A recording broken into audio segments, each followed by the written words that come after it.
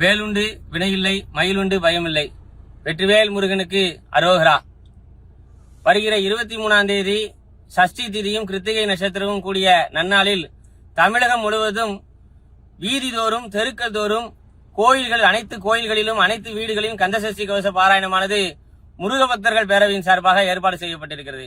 எதற்காக அப்படின்னா, திருப்பரங்குன்றம் அறுபடை வீடுகளில் முதல் வீடு, அந்த முருகப்பெருமானினுடைய முதல் வீட்டினுடைய குன்றின் மேல் இருக்கக்கூடிய தீபத்தூணில் தீபம் ஏற்ற வேண்டும் என்ற சங்கல்பத்தோடு நாம் அனைவரும் ஒன்று கூடி கந்தசஷ்டி கவச பாராயணத்தை அந்த வருகிற 23 அன்று மாலை 6 மணி முதல் ஒன்று கூடி கந்தசஷ்டி கவச பாராயணத்தை பாடி அந்த முருகப்பெருமானிடம் பிரார்த்தனை செய்ய இருக்கிறோம்.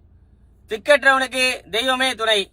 அப்படிப்பட்ட தெய்வத்தினுடைய சன்னிதானத்தில் தெய்வம் குடியிருக்கக்கூடிய குன்றின் மேல் இருக்கக்கூடிய தீபத்தூணில் தீபம் ஏற்ற வேண்டும் என்று பிரார்த்திப்போம். ஒன்று கூடி கந்தசஷ்டி கவச பாராயணத்தை பாராயணம் செய்வோம். வெற்றிவேல் முருகனுக்கு அரோகரா.